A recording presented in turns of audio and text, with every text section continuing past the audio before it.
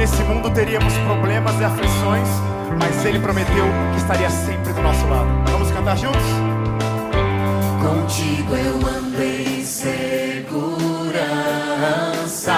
de mim afastas todo o mal.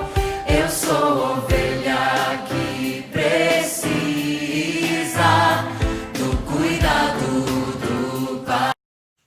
Bom dia, queridos!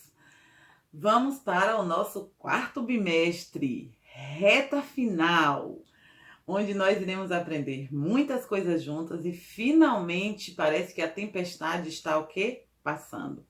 Finalmente a gente está conseguindo respirar um pouco mais aliviados, porque parece que as coisas estão tentando se normalizar e voltar ao que era antes. Então vamos agradecer a Deus por todo esse cuidado, por todas as bênçãos derramadas e porque até aqui Ele tem nos ajudado e tem nos sustentado.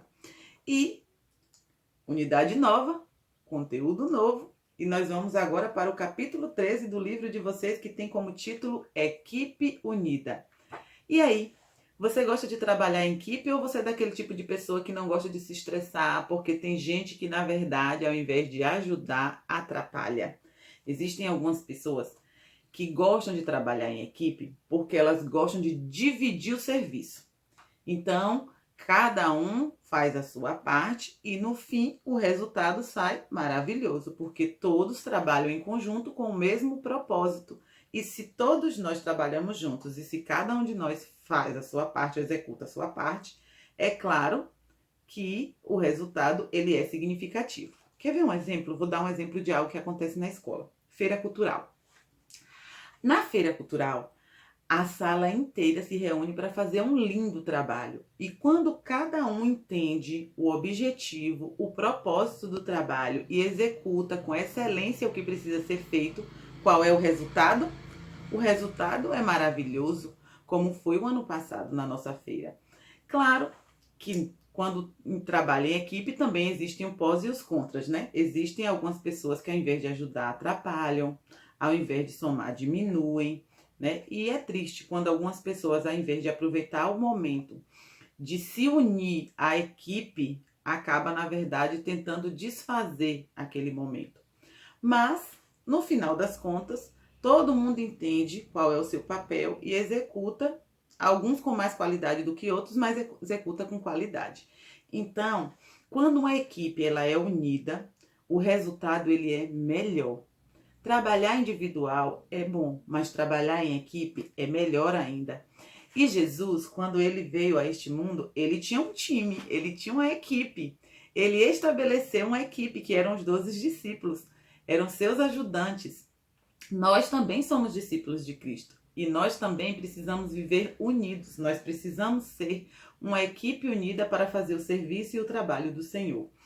E aqui, na verdade, o capítulo ele vem mostrando a necessidade da igreja. Nós já vimos que existem várias igrejas, várias denominações espalhadas na nossa cidade, no nosso país, no nosso estado e em todo o mundo, religiões diferentes. Mas o que a gente precisa entender é quais religiões têm embasamento bíblico para mostrar o que eu tenho que fazer para servir ao Senhor e para fazer a vontade dele verdadeiramente. Porque, infelizmente, existem algumas igrejas que elas não possuem isso, embasamento bíblico, certo? Então, a gente tem que ter cuidado, porque algumas pessoas acham o seguinte, que só falar de Deus é o suficiente. Então, se já fala de Deus, é o suficiente para eu estar naquele ambiente e fazer a vontade do Senhor. E não é bem assim. A Bíblia diz que para a gente servir a Deus, nós temos que cumprir verdadeiramente o que está na sua palavra. Tá? E a Bíblia diz que pelos seus frutos os conhecereis. Então, nós conheceremos as pessoas que servem a Deus através dos frutos, através daquilo que Ele tem para oferecer com a palavra de Deus, né? Claro, porque a palavra de Deus é o nosso embasamento. Digamos que, por exemplo, para tomar um remédio, a gente tem lá a bula com todas as indicações, com todas as precauções, todas as informações necessárias sobre os efeitos colaterais que aquele remédio pode causar e os benefícios que ele vai trazer, de alguma forma, aquela droga vai trazer para a sua saúde. A Bíblia, ela é um manual de instrução também, que nos mostra como nós devemos nos comportar, qual o caminho que a gente deve seguir, o que a gente deve fazer e o que a gente não deve, como a gente agrada e como a gente desagrada a Deus. E como Deus sabia da necessidade de nós estarmos unidos através da palavra dele, ele estabeleceu e criou a igreja. A igreja como um lugar, a igreja física, um local, um templo, porque a igreja somos nós, né? Se estiver um templo, um ambiente físico e não tiver os membros, então a igreja deixa de ser igreja, ela deixa de ter a função que ela deveria ter. Então, a igreja, o espaço físico, ela precisa existir para que nós possamos compartilhar a nossa fé uns com os outros e fortalecer a nossa fé. Então, o objetivo do Senhor, ao estabelecer um espaço físico para que nós pudéssemos e que possamos congregar, é o fato de que nós possamos fortalecer a nossa fé. Porque quando nós congregamos, quando nós partilhamos os nossos problemas, as nossas necessidades com os nossos irmãos, né, em Cristo, com as pessoas que também têm o mesmo propósito que o nosso, nós fazemos o trabalho do Senhor e nós fortalecemos a nossa fé. Então, o propósito de Deus ao estabelecer a igreja é fazer com que nós possamos ajudá-lo nesse serviço, não porque existe uma dependência de Deus a respeito de nós, não. Nós não precisamos. Deus não precisa de nós, somos nós que precisamos dele, entende? Mas nós anseiamos pela volta de Jesus, pela segunda vinda de Jesus a esse mundo para nos libertar do pecado. Só que um dos sinais que antecedem a volta de Jesus é a pregação do Evangelho.